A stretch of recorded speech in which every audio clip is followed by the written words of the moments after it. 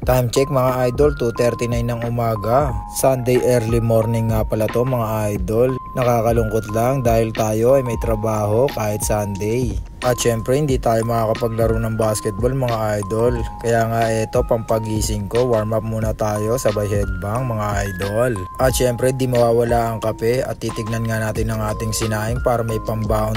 At syempre ulam, pork adebayo na may kasamang itlog at kasamang sandok. At naligo na nga rin ako niyan mga idol. At sikreto ng mga gwapo, syempre Maxipil para laging pogi mga idol. Pahid natin yung mga idol. At syempre para sa kilikili, para meron tayong confidence. At syempre lotion na rin para laging makinis kahit kutis putragis. Sunblock hindi mawawala yan mga idol, para kahit maarawan tayo palaban ng ating face. At ang aking paborito mga idol, ang aking pangahit. Dalawa nga pala yan, yung isa pangahit ng aking asawa yan para pampakinis ng aking mga bigote sa baba. At syempre yung aking razor na ginagamit, ang pamporma ng aking bigote kahit hiwa-hiwalay. Kasi gusto ko medyo manipis lang ang aking bigote mga idol. At para na rin lagi mukhang malinis dahil dito sa aking trabaho ngayon kailangan lagi kang mukhang disente mga idol. Para kahit hindi pogi magmukha tayong maayos tignan. At syempre concealer mga idol, maglalagay din tayo. Matagal-tagal na nga rin pala akong di naglalagay niyan, ngayon naglalagay na uli. At yan syempre pulbo para laging fresh at hindi oily. Syempre pogi mo na idol, kitang kita noon no. Kayo na lang ang humusga mga idol, joke lang. At yan na nga syempre ang ating get-ups for today. Slacks na panggwardya at saka syempre ang aking long sleeve na pang dingdong Dantes. Grabe ang angas mo dyan idol. At syempre ang buckles natin na pang Robin Padilla. Hindi mawawala yan dahil wala naman ako ibang sinturon. Tuck in na semi pang barumbado kaya konti lang. At jacket na pang action star. Ang angas mo dyan idol, kala mo pang action star. At saka syempre pabango, di mawawala yan. Gucci yan mga idol. Ay mali pala, Gucci pala. Gucci daw ang tawag doon. At yun na nga, tinabad ko muna ang jacket, pakita ng konting get-ups. Grabe ang angas. At alis na nga tayo, 3:39 ng umaga mga idol. Babanat na mga idol. At hindi lang pala akong maaga magising, pati ang tindahan sa aming harapan. At yun na, abante na tayo mga idol dahil medyo malayo-layo pa ang aking biyahe. At dito nga sa King Solomon, medyo maggarargar ang kalsada. At nandito na nga rin tayo sa Novaliches ng mga panahon na yan mga idol dahil pinapass forward na natin.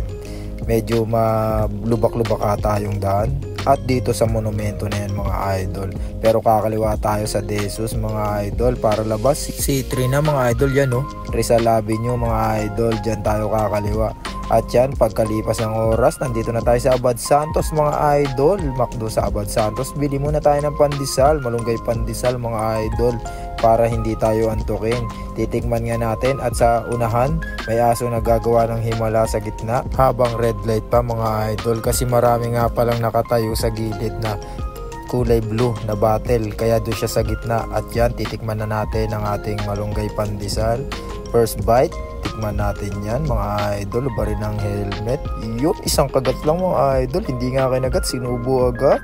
At yun, pinos forward na natin. Abante naman tayo kagad syempre para hindi tayo malate. Pero maaga pa rin talaga yan mga idol. Hindi pa talaga tayo late. Advance tayo talaga dyan.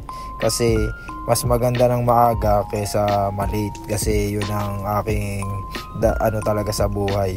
Di bali nang hindi ka magaling sa trabaho, basta lagi kang maaga, lagi kang pagpapalain. Yun mga idol, di ba? At yan, nandyan na tayo sa Maynila. Kung makikita nyo, yun yung City Hall ng Maynila. At yun sa kabila naman ay Intramuros mga idol. At kung mahuhuli kayo at matitikitan dito sa Maynila, doon kayo tutubos. At syempre yan yung National Museum yan dito sa Maynila. At sa gilid pa rin syempre ang Intramuros dahil napakalaki ang Intramuros mga idol. At dito tayo sa Luneta naman kasi pinaikot tayo sarado doon sa may mismong tapat ng Luneta sa may Rojas Boulevard. Pagka-araw ng Sunday, hindi ko alam kung bakit laging sarado ron pagka dumadaan ako. At yan naman yung Central Bank ng Pilipinas. Nandito tayo sa Service Road. Dito na tayo babaybay sa Service Road mga idol dahil ang napakahaba ng sarado dito sa kalsada ng Rojas Boulevard. Hindi ko alam kung sa panran yan ng JQ na nagaganap dyan sa may sa may MOA dahil meron nga palang nagaganap na fun run dyan. At yan, paparada na tayo mga idol. Dito nga pala tayo pumaparada sa may likod ng Walter sa may Citadines Pasay. At yan mga idol, ikutan muna natin ang ating gagamiting sasakyan. Syempre titignan natin kung flat or yung may mga damage ba dyan. Syempre lagi tayong magda-double check dahil hindi lang naman tayo ang umahawak ng mga sasakyan dito. Pero dito naman sa Pasay, madalas meron kang unit na ginagamit talaga, pero mas maganda na rin na chine-check mo mga idol. At bago tayo umalis mga idol, syempre sulat muna tayo ng ating paperworks para matandaan natin ang ating mga biyahe. At syempre yung in and out natin, dyan natin nilalagay yan mga idol. At abante na nga tayo dahil maaga tayo magsusundo sa Lanson. Hindi ko na rin nga pala ipapakita sa inyo kung sino yung mga sinusundo namin dahil privacy sa kanila yon. Dahil hindi rin talaga pwede sa trabaho namin na ipakita kung sino, kung ano ang mga aming sinusundo. Pero hindi natin kalahi yun mga idol. Mga Dutch nga pala yun, yung iba-ibang lahi din, mga expat kung tawagin.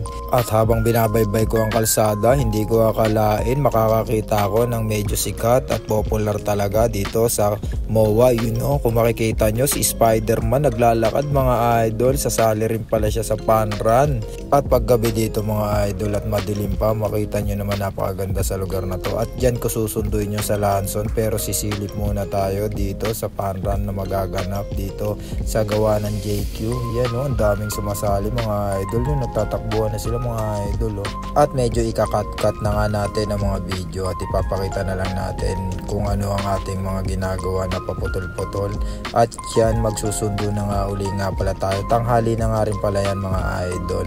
Dadaan tayo dito sa may papuntang Jokno Street kung tawagin. Jokno Street yan mga idol. At madadaanan natin yung tulay na dating pinipwestuhan ni Diwata Pares. Diyan siya dati mga idol nung lagi siyang hinuhuli. At ngayon nandyan na siya mga idol oh. Yan yung kanyang pwesto na ngayon na medyo hindi na pinipilahan mga idol.